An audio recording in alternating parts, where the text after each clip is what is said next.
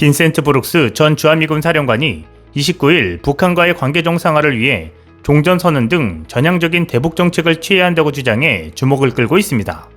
브룩스 전 사령관은 이날 미 외교 전문지 포린 어페어스에 북한과의 일괄 타결이라는 제목으로 기고문을 실었습니다. 이는 2016년 4월부터 2018년 11월까지 주한미군 사령관을 지낸 브룩스 사령관이 재직 시절 익힌 북한에 대한 이해를 바탕으로 한반도 정세에 대한 분석과 양국 정책 당국을 향한 파격적인 제안을 담은 글입니다.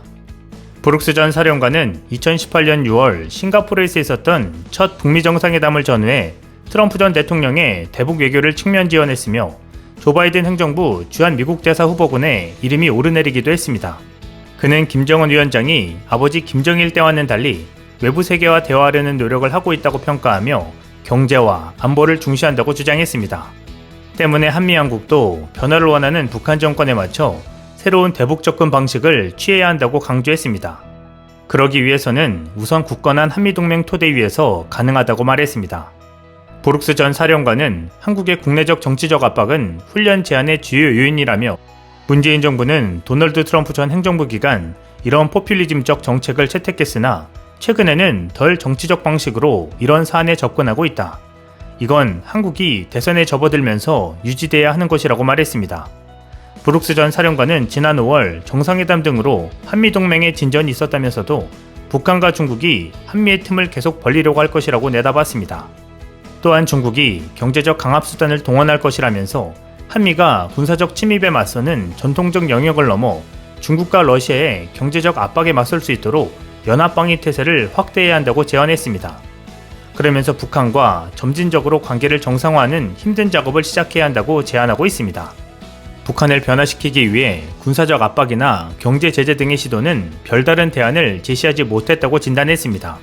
또 통합항공 미사일 방어 시스템과 지휘통제 시스템의 현대화, 전술핵 확보와 같은 핫 이슈들이 포퓰리즘적 민족주의 정치에 취약할 수 있다고 진단했습니다. 그는 김정은이 정치적, 경제적 고민에서 벗어날 수 있는 길을 제시해야 한다고 강조하고 있습니다. 그러면서 상호 신뢰가 구축됐을 때만 협력의 다음 단계로 나아가는 식으로 전략적 숙고 정책을 택해야 한다고 강조했습니다. 관여의 첫 단계로 브룩스 전 사령관은 북한이 건설적 대화에 참여하는 데 대한 대응으로 한미가 즉각적인 인도적, 의료적 지원에 나서야 한다고 제안했습니다. 북한이 현재 겪고 있는 경제난이 한미의 협상을 위한 기회가 될 수 있다는 것입니다. 그는 또 한미가 진전을 이루겠다는 의지의 신호를 보내는 위험을 감수해야 할 것이라면서 종전선언을 예로 들었습니다. 그는 종전선언이 평화협정과 혼동돼서는 안 된다면서도 종전선언이 추가적 신뢰 구축 조치로 이어질 수 있다고 내다봤습니다. 최근 그 종전선언에 대한 불신은 살아나고 있습니다. 지난 5월 한미 정상회담차 문 대통령의 방미 기간에 미 하원 외교위원회 소속 브래드 셔먼 민주당 의원이 한반도 평화법안을 발의했습니다. 법안의 핵심은 한국전쟁 종전선언 및 평화협정 체결, 북미 연락사무소 설치를 촉구하는 내용입니다. 이 법안이 통과되면 법적 구속력을 지니기 때문에 미 행정부는 관련 정책을 반드시 입안해야 합니다. 영국 하원에서도 7월 19일 한반도 평화법안을 지지하는 결의안을 제출했습니다. 여의도에서도 더불어민주당, 정의당, 열린민주당 등 범여권 의원 180명이 250개 시민사회단체와 함께 지난 6월 기자회견을 열었습니다.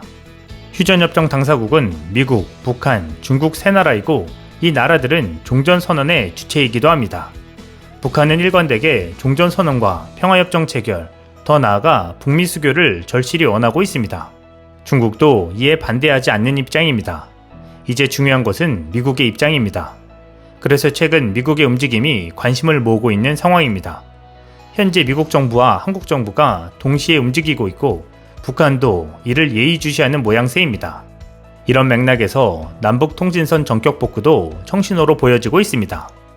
미 공화당 강경파들이 이 법안에 어떤 입장을 취할지가 변수로 보이지만 이를 극복하고 미 의회에서 한반도 평화법안을 통과시킨다면 한반도는 미래로 나아갈 수 있을 것으로 보입니다. 브룩스 전 사령관은 북한에 대한 중국의 영향력을 줄여가면서 한미가 북한 경제 활성화를 촉진하고 비핵화 검증을 통한 평화협정 체결을 넘어 종국적으로 북한을 동맹 주도의 질서에 통합하는 방안을 제시했습니다. 이모영 전 한미연합사령부 부사령관이 함께 작성한 이번 기고문은 북한 문제에 대한 색다른 해법을 제시하면서 북한을 악마로 보는 워싱턴 주류 사회의 고착화된 인식에 신선한 충격이 되고 있습니다. 한편 마크 램버트 미 국무부 한일 담당 부차관보는 28일 일제강점기 일본의 만행을 지적하면서도 역사 이슈와 별개로 한국과 일본이 협력해야 한다는 입장을 밝혔습니다. 램버트 부차관보는 이날 워싱턴 DC 한 호텔에서 한미동맹재단 등이 주최한 평화 콘퍼런스에서 왜 한미일 3자협력이 중요한가라는 취지의 질문에 그것이 과제라며 아시아에서 가장 강력한 미국의 동맹은 한국과 일본이라고 말했습니다. 그는 미국은 한국과 일본이 협력하지 않을 때 덜 안전하며 그들이 협력하지 않을 때 그들 역시 덜 안전하다며 미국은 수년 동안 공통이 되는 기반을 찾으려 한국, 일본과 협력해왔다는 점은 잘 알려져 있다고 언급했습니다.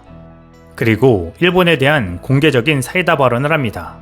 솔직히 말해보자 역사는 바꿀 수 없다며 20세기에 일어난 만행은 있는 그대로다 라고 말했습니다. 일제강점기 일본의 잔악행위를 거론한 것입니다.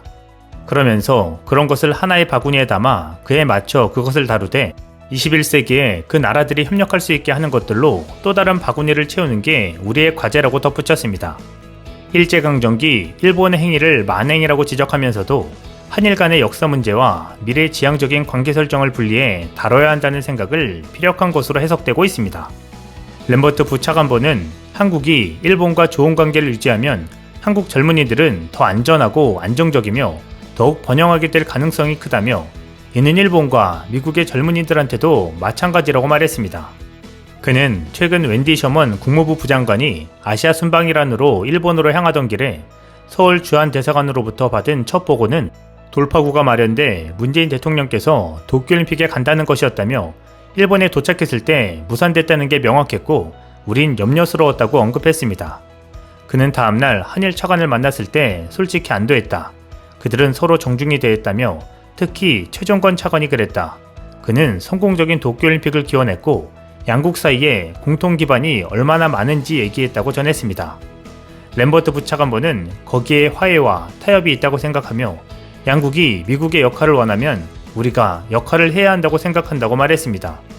그는 이어 한국이 사드 배치로 중국으로부터 경제보복을 당할 때 미국이 손 놓고 있었다는 일각의 지적에 미국이 중국에 맞서려 하지 않는다고 생각하는 이들이나 미국이 한국을 지원하지 않는다고 말하는 이들에게 의문을 제기할 것이라고 반박했습니다. 그는 미국이 항상 한국을 위해 있었고 앞으로도 그럴 것이라면서 우리는 동맹 한국과 어깨를 나란히 하고 있다고 생각한다고 부연했습니다. 한반도에 종전선언을 통한 진정한 평화의 봄이 올지 국민 모두의 관심이 주목되고 있습니다. 이상 시온TV였습니다.